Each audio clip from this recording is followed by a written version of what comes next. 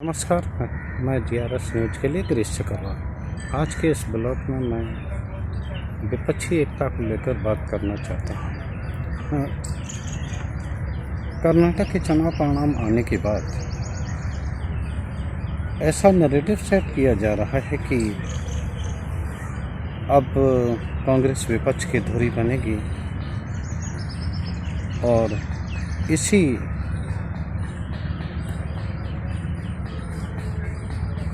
जो कर्नाटक के चुनाव परिणाम का निष्कर्ष निकला है, इसी निष्कर्ष को आधार बनाकर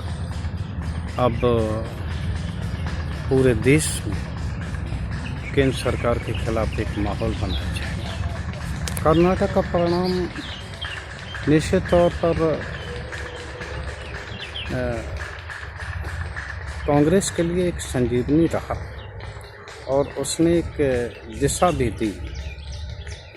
लेकिन अगर आपको ये महसूस हो रहा हो कि यही परिणाम 2024 में आने वाले हैं, तो शायद बहुत बड़ी गलती करें, क्योंकि इसी दौरान उत्तर प्रदेश में भी चुनाव हुआ और हालांकि वे चुनाव नगर निकाय के थे और 2 विधानसभाओं में चुनाव हुए थे और दोनों विधानसभा चुनाव में भाजपा गठबंधन ने दोनों सीटें जीती, जिसमें कि एक रामपुर की स्वार सीट जो मुस्लिम बहुल थी, उसमें भी भाजपा को विजय मिली और नगर निकायों के चुनाव में नगर निगमों के चुनाव में पूरी की पूरी सीटें भारतीय जनता पार्टी की पाई। लिहाजा मैं इस समय आपको चुनाव परिणाम की दिशा में जो संकेत निकले हैं उसके बारे में मैं बताने जा रहा हूँ। मैं आपको ये बताना चाहता हूँ कि ये जो विधानसभा से निष्कर्ष निकला है, या आप कह दीजिए कर्नाटक से जो निष्कर्ष निकला है, इसका कोई लोकसभा चुनाव में कोई फर्क पड़ेगा तो इसकी संभावना ना के बराबर, क्योंकि आप लोगों ने देखा होगा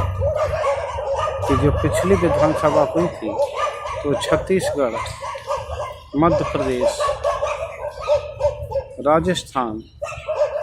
इनमें सभी में कांग्रेस की सरकार बनी थी और उसके बाद ही 6 महीने के अंदर ही हुए चुनाव में इन सभी सीटों पर, इन सभी प्रदेशों में जहां की कांग्रेस की सरकारें बनी थी, वहां लोकसभा चुनाव में भारतीय जनता पार्टी ने 100% सीटें जीती। तो ये चुनाव विधानसभा का अलग होता है। कर्नाटक में भी हमारी टीम ने जिस तरह से वहाँ चर्चा की, लोगों से संवाद किया, तो उससे एक बात साफ करके निकली कि विधानसभा चुनाव में चूक एंटी कैसी थी और 40% कमीशन का जो आरोप चस्पा हुआ, उसने बहुत असर डाला है और बजरंग दल पर बैन लगाने की बात उसने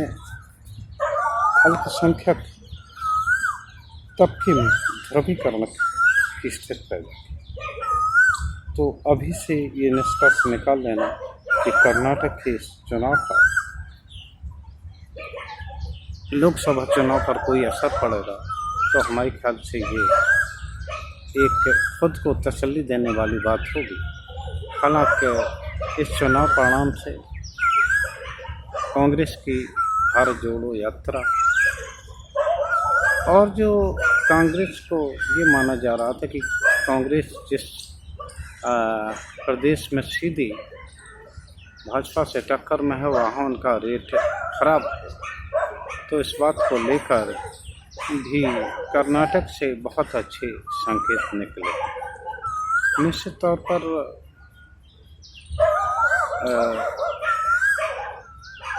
कर्नाटक में कांग्रेस की सरकार बहुत दिनों बाद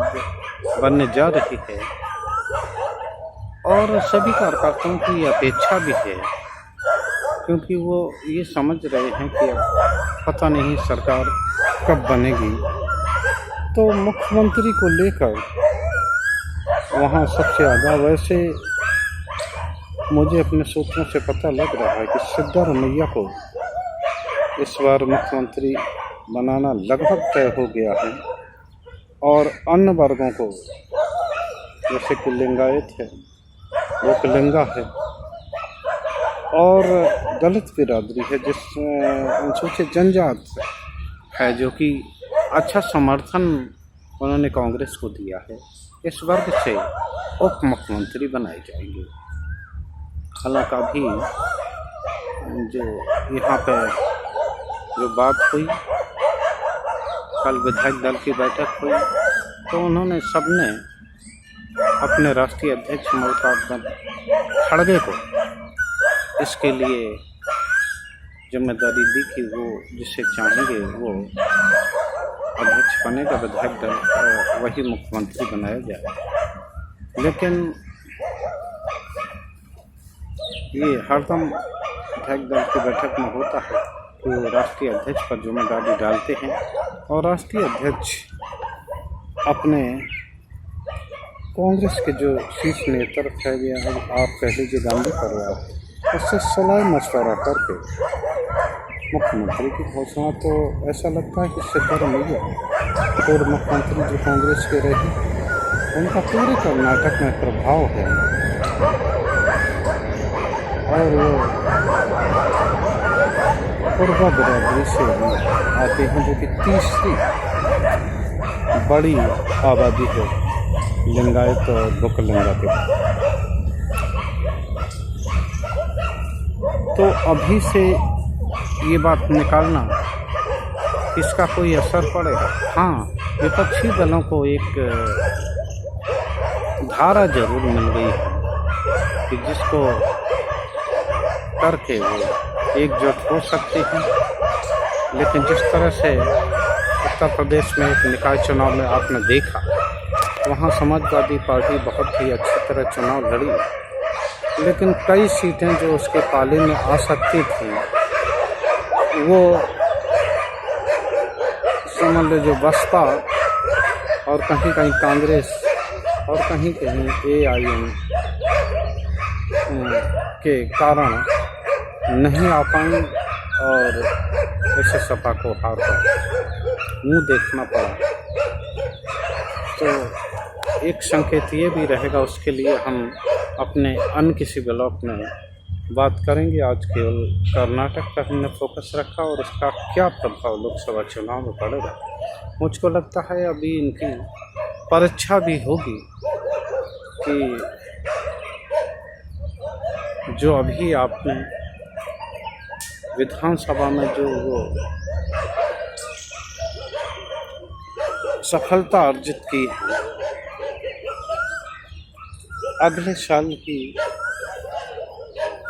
लोकसभा का चुनाव इसी कर्नाटक में होना है और कांग्रेस की सरकार पे ये दारोमदार रहेगा कि उस परिणाम को किस तरह से अपने पाले में करेंगे या उसका रिजल्ट अलग निकलेगा, ये तो देखने वाली बात होगी। लेकिन जहाँ तक ये इतिहास गवाह रहा कि लोगों ने अधिकांश राज्य के स्तर पर दूसरी ओर और लोकसभा स्तर पर अन्य धारा की ओर वोट किया है। आज के ब्लॉग में बस इतना ही। अगले वीडियो में हम एक बार फिर महत्वपूर्ण चुनाव क्षेत्रों का विश्लेषण करते हैं और जिन पर विपक्षी दलों को आशा और विश्वास है, उन दलों और उन प्रदेशों में क्या विपक्षी दलों की रणनीति रहेगी और क्या हुआ है, तो उसको लेकर अपने वीडियो में हम बातचीत करेंगे। आज के ब्लॉग में बस इतना। जय हिंद, जय भारत।